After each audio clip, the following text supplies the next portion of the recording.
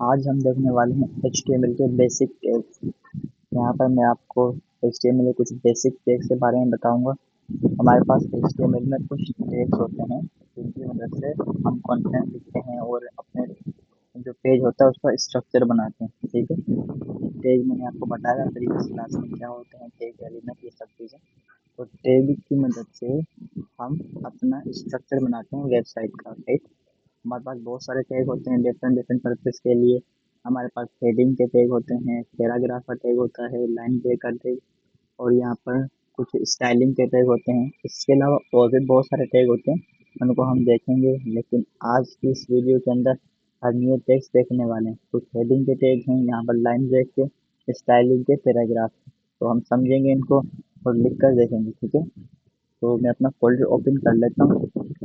जो हमने डेस्कटॉप पर अपना फोल्डर बनाया था HTML नाम से, उसे ही मैं ओपन करता हूँ और यहाँ पर CMD के थ्रू मैं अपना कोड जो है इसके अंदर ओपन कर लेता हूँ, ये VS कोड के अंदर। ठीक है, CMD code space dot VS code मेरा ओपन हो जाएगा इस फोल्डर के अंदर। राइट, VS कोड ओपन हो गया मेरे पास फोल्डर के अंदर। यहाँ पर मैं एक फाइल बना लेता हूँ index.html नाम से। ठीक है, एंटर किया मैंने तो यहाँ पर फाइल मेरी क्रिएट हो गई है और मैं लगाऊंगा यहाँ पर एक्सक्लेमेशन मार्क ताकि मुझे बेसिक स्ट्रक्चर मिल जाए HTML का। टाइटल भी चेंज कर देता हूँ, यहाँ पर दे देता हूँ बेसिक टेक्स्ट, जो कि मुझे प्रॉपर शो हो जाएगा। अब मैं इसे लाइव सर्वर में ओपन कर लेता हूँ ताकि जो हम चेंजेस करें वो हम देखते रहें। ये देखें बेसिक चीज़ आपको टॉप के ऊपर दिख रहा है टाइटल के अंदर, तो यही होता है टाइटल। ठीक है, तो हेडिंग के टैग देखते हैं। सबसे पहले हमारे पास कुछ हेडिंग के टैग होते हैं। अगर आपको हेडिंग में कोई टेक्स्ट चाहिए अपने वेब पेज के ऊपर तो आप हेडिंग के टैग यूज़ कर सकते हैं। हमारे पास 1 से लेकर 6 तक हेडिंग होती है। ठीक है, H1 H2 H3 4 5 6 इस तरीके से। यहाँ पे मैं आपको सारी हेडिंग लेकर दिखाता हूँ। मैंने यहाँ पे कहा H1 और मैं कह देता हूँ हेडिंग 1, हेडिंग 1। ठीक हो गया। अब यहाँ पर आप देखें हमारे पास ये हेडिंग आ रही है। तो इसी तरीके से हमारे पास दूसरी हेडिंग भी होगी, हेडिंग 2, हेडिंग 3। ठीक है, मैं कह देता हूँ यहाँ पर हेडिंग 2 और यहाँ पर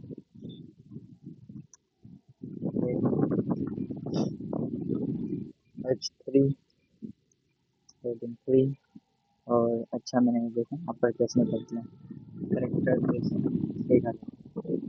अच्छा, यहाँ पे एक बात और मैं आपको बता दूँ कि आप क्या कर सकते हो, HTML को अपर केस में लिख सकते हो। HTML केस सेंसिटिव नहीं है, ठीक है, लेकिन बेस्ट प्रैक्टिस क्या है, आप लोअर केस में ही लिखो। जो कोड होता है HTML का वो हमेशा लोअर केस के अंदर ही लिखा जाता है। राइट, ऐसा नहीं कि अगर आप यहाँ पर अपर केस में लिख दोगे, यहाँ पर केस चेंज कर दोगे तो एरर आ जाएगा। नहीं, एरर नहीं आएगा, लेकिन बिल्कुल बेड प्रैक्टिस है। डेवलपर सारे लोअर केस के अंदर जो स्टैंडर्ड बना हुआ है आप भी फॉलो करेंगे। राइट, H3 हो गया, फिर H4 इस तरीके से यहाँ पे आप देखते रहें। तो देखो हेडिंग सबसे बड़ी H1, H2 से छोटी, H3 से छोटी, H6 हमारे पास सबसे छोटी होगी, H4। देन इसी तरीके से मैं यहाँ पे दे देता हूँ H5। ठीक है, और ये H6। ओके, हमें अगर टैग बनाया तो जाहिर है उसे क्लोज भी करना होगा। ठीक, तो अब यहाँ पर कह देते हैं H5 है और ये H6 है। ओके हो गया, तो अब यहाँ पर देखें हेडिंग 1 सबसे बड़ी, हेडिंग 6 सबसे छोटी। ठीक है,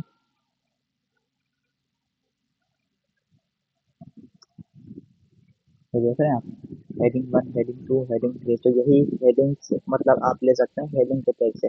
आपको जितनी बड़ी हेडिंग चाहिए आप वही टैग यूज़ कर लें। अगर आपको सबसे बड़ी हेडिंग चाहिए आप H1 यूज़ कर लें, छोटी चाहिए H6 यूज़ कर लें, या कोई नॉर्मल चाहिए तो आप H3 4 वगैरह भी यूज़ कर सकते हैं। तो ये हमारे पास कुछ हेडिंग के टैग होते हैं। और इसके बाद हमारे पास एक पैराग्राफ का टैग भी होता है। अगर आपको पैराग्राफ लिखना है, सिंपल टेक्स्ट लिखना है, हेडिंग वगैरह नहीं लेनी, तो आप यहाँ पर टी का टैग यूज़ कर सकते हो। टी लिखा मैंने, एंटर किया जैसे ही, तो यहाँ पे देखेंगे टी का टैग बन गया मेरे पास। टी मतलब पैराग्राफ। अब इसके अंदर मैं कुछ भी टेक्स्ट यहाँ पर लिख लेता हूँ, लोरम, मतलब ये मैंने रैंडम टेक्स्ट लिख लिया। तो अब यहाँ पर देखा ये जो पैराग्राफ में लिखा गया ये बिल्कुल सिंपल है, कोई बोल्ड नहीं है, हेडिंग में नहीं है। ठीक है, ये पैराग्राफ टेक्स्ट है, तो ये होता है पैराग्राफ का टेक्स्ट। आपको सिंपल टेक्स्ट लिखना है तो आप पैराग्राफ का यूज़ कर सकते हो।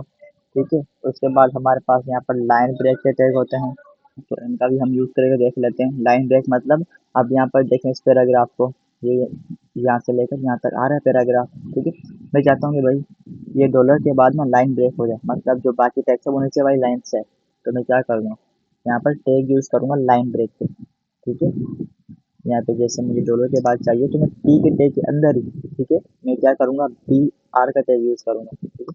बी आर जैसे मैंने एंटर किया तो ये देखिए यहाँ पर मेरे पास बी आर का टैग आ गया, और ये देखना अब लाइन ब्रेक हो जाएगी, देखा, वो नेक्स्ट लाइन से टेक्स्ट अभी स्टार्ट हो गया।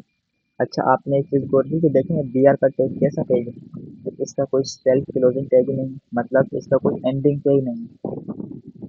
यहाँ पर देखते हैं जैसे एच वन था, दूसरे भी देखे यहाँ पर हमने देखे वो स्टार्ट हो रहे थे देन एंड भी हो रहे थे, लेकिन ये क्या है, बी आर करते सेल्फ क्लोजिंग टैग है। एचटीएमएल में हमारे पास कुछ टैग्स होते हैं जिनका कोई एंडिंग टैग ही नहीं होता, ठीक है, उन्हें हम कहते हैं self closing tag.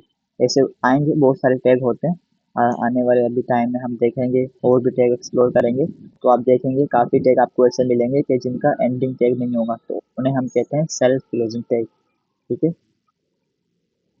Line break हो गई, तो यहाँ पर जैसे मुझे यहाँ पे भी लाइन ब्रेक चाहिए। अच्छा, मैं यहाँ पे अगर एक और यूज़ करता हूँ तो एक और लाइन ब्रेक हो जाएगी, ये देखना, देखा। और एक चार करते क्या करते हैं, वो भी लाइन ब्रेक करता है, ठीक है, वो भी लाइन ब्रेक करता है, लेकिन ये आपको एक हॉरिजॉन्टल लाइन भी देता है, ठीक है। जैसे यहाँ पर मुझे इसके बाद लाइन ब्रेक करनी है, तो यहाँ पर देखना मैंने एच आर यूज़ किया, ये लाइन ब्रेक करेगा और एक हॉरिजॉन्टल लाइन भी दे देगा, देख रहे हैं यहाँ पे बारीक से आपको लाइन दिख रही है ग्रे कलर की, ये देखो लाइन भी इसने दे दी, ये खुद ही क्रिएट कर देता है लाइन। एच आर ये देखें, ये दो लाइन ब्रेक हो गई, देखा, तो ये डिफरेंस है। एच आर भी लाइन ब्रेक करता है लेकिन आपको एक हॉरिजॉन्टल लाइन भी देता है। ओके हो गया। अच्छा, यहाँ पर और भी हमारे पास टैग हैं यहाँ पर स्टाइलिंग के, जैसे पी का टैग हो गया, आई का टैग, स्ट्रॉन्ग, पी एम का टैग, ठीक है, तो हम इन्हें भी यूज़ करके देख लेते हैं। यहाँ पर आते हैं, जैसे भाई मुझे ये जो लिखा हुआ है इतना टेक्स्ट मुझे बोल्ड करना है, ठीक है, तो क्या कर सकते हैं, हम बी का टैग यूज़ कर सकते हैं। चलें हम एक न्यू पैराग्राफ बना लेते हैं यहाँ पर, तो इस तरीके से, और यहाँ पर मैंने लिखा पी, एंटर किया, ठीक है। अब अगर मुझे बोल्ड करना है तो मैं क्या करूँगा, मैं लिख सकता हूँ बी का टैग, और बी के टैग के अंदर इसको डाल देता हूँ, ठीक है। ये देखो मैंने बी के टैग के अंदर ये रख दिया, तो अब ये जो मेरा टेक्स्ट है वो बोल्ड हो जाएगा, देख सकते हैं आप, ये इसमें जो लिखा हुआ है ये बोल्ड है, ठीक है, क्यों, क्योंकि मैंने भाई बी के टैग के अंदर इसे डाल दिया।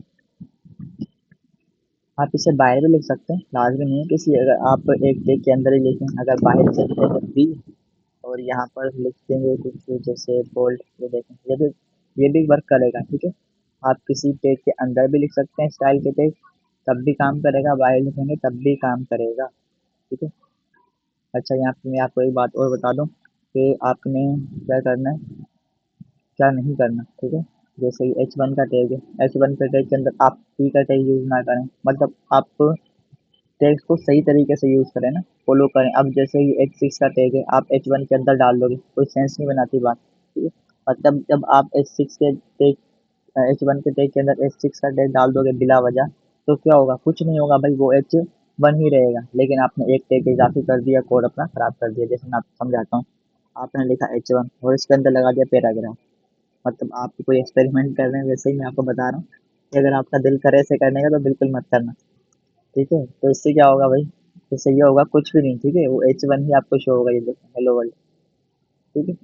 क्यों, क्योंकि देखिए बाहर तो एच वन है ना, ठीक है, आपने पैराग्राफ लिखा, ओके, ये पैराग्राफ बना सबसे पहले, फिर बाहर ये देखा कि भाई एच वन है तो ये हेडिंग बन गई, तो कोई फायदा नहीं हुआ भाई, हेडिंग ही बनानी है तो पैराग्राफ क्यों यूज़ करना। इसी तरीके से पी के टैग के अंदर आपने ये एच वन यूज़ नहीं करना, ठीक है, समझ रहे हैं, तो आपने इस तरीके से नहीं करना चीज़ों को, आपने बिल्कुल स्टेप बाय स्टेप, मतलब सही लिखना है कोड को, सेपरेट रखना है कोड को, एक दूसरे में मिक्स नहीं कर देना, ठीक है। अच्छा, फिर ये मैंने भी का टैग क्यों लिखा, आप पूछेंगे कि सर अगर आप मना कर रहे हैं इसे, तो भाई ऐसे टैग जो कि हमें मतलब इम्पोर्टेंस प्रोवाइड कर रहे हैं, कुछ मतलब काम करके दे रहे हैं, ठीक है, तब तो आप यूज़ कर लो, ठीक है। जैसे कि अब हमने पी के टैग के अंदर बी का यूज़ किया बोल्ड करने का, ये काम तो कर रहा है ना, मतलब पैराग्राफ के अंदर हमें क्या करके दे रहा है, टेक्स्ट को बोल्ड करके दे रहा है, वैल्यू प्रोवाइड कर रहा है, तभी तो हमने यूज़ किया। ठीक है, तो इस तरीके से जिस चीज़ का मतलब कोई मकसद ही नहीं बनता टैग का, जो किसी काम का नहीं है, तो वो उसे आप हटा दें। ठीक है,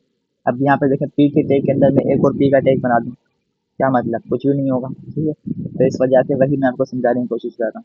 ठीक है? जो चीज़ मतलब आपको कुछ काम करके दे उसको आप यूज़ कर लो, जो कोई फ़ायदा ही नहीं दे उससे को आप क्यों मतलब इसके अंदर यूज़ करोगे। ठीक है, ओके हो गया। तो बी का टैग, उसके बाद हमारे पास यहाँ पर आई का टैग है। आई का टैग क्या करता है, इटैलिक कर देता है टेक्स्ट को। इटैलिक मतलब थोड़ा सा टेढ़ा कर देता है।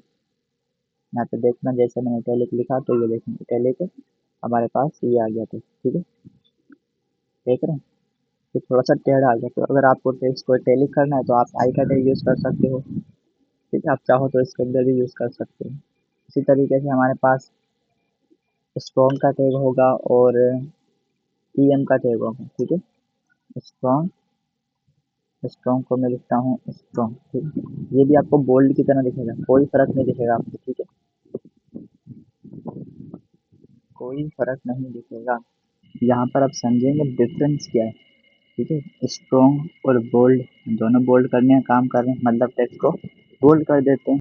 इटैलिक, ये टेक्स्ट को इटैलिक कर देते हैं, यहाँ पर आप देख सकते हैं। तो डिफरेंस ये है कि इनमें भाई मीनिंग का डिफरेंस है। ठीक है, जो हमारे पास ये स्ट्रॉन्ग और ईएम टैग है ये सिमेंटिक टैग है। ठीक है, ये जो बी और आई है ये नॉर्मल टैग्स हैं, आपको स्टाइलिंग के मतलब ये यूज़ होते हैं। स्ट्रॉन्ग और ईएम क्या करते हैं, स्टाइलिंग तो करते ही हैं, लेकिन ये क्या करते हैं, कुछ इनकी स्पेसिफिक मीनिंग होती है। ठीक है, जब आप ये कोड के अंदर लिखते हो तो ये एसईओ में हेल्प करते हैं। मतलब जब आप कहीं इंफॉर्मेटिव बात लिख रहे हो, कोई वार्निंग वाली चीज़ लिख रहे हो, किस चीज़ को आपने मतलब कि स्टेटमेंट लिखनी हो, कोई ऐसी चीज़ जो इंफॉर्मेटिव हो उसको हाईलाइट करना हो। ठीक है, तो आप उसे स्ट्रॉन्ग, स्ट्रॉन्ग के टैग के अंदर लिख सकते हो। ठीक है, स्ट्रॉन्ग मतलब ये स्ट्रॉन्ग बता ही रहा है कि खुद कोई स्ट्रॉन्ग स्टेटमेंट है, कोई स्ट्रॉन्ग बात है, इसको आप इसके अंदर लिख सकते हो। ठीक है, ईएन को भी इसी तरीके से आप लिख सकते हो। ये क्या है, ये सिमेंटिक टैग है। सिमेंटिक टैग का मतलब होता है ऐसे टैग जो कि मतलब इनकी एक स्पेसिफिक मीनिंग होती है। ये सर्च इंजन जो हैं वो इन टैग्स को समझते हैं, इनकी मीनिंग को समझते हैं।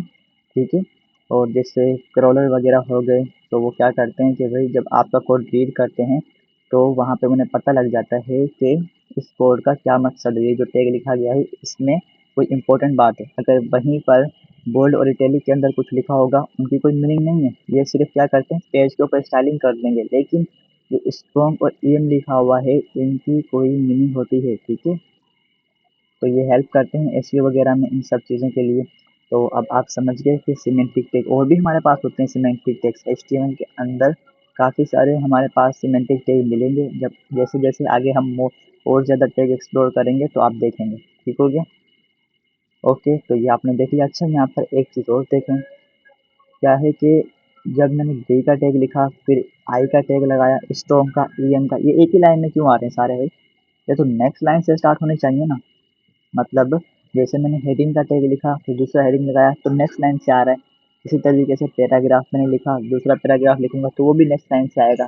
लेकिन ये बोल्ड इटैलिक वगैरह सारे एक ही लाइन में स्टार्ट हो रहे हैं। तो यहाँ पर एक कॉन्सेप्ट होता है इनलाइन लेवल और ब्लॉक लेवल एलिमेंट्स का। इनलाइन लेवल वो एलिमेंट्स होते हैं जो कि मतलब जितना कंटेंट होगा उतनी ही विड्थ लेंगे। ठीक है, जितना कंटेंट होगा उतनी ही विड्थ लेंगे और नेक्स्ट लाइन से स्टार्ट होंगे। ये देखें, यहाँ पर ये जितना कंटेंट है उतनी वेट ले रहे हैं, जब भी तो नेक्स्ट लाइन से स्टार्ट नहीं हो रहे और ये फुल वेट लेते हैं। ठीक है, मैं आपको दिखा देता हूँ। आप राइट क्लिक करेंगे ना किसी भी वेबसाइट पे, लास्ट में एक ऑप्शन होता है इंस्पेक्ट का, इस पे क्लिक करें।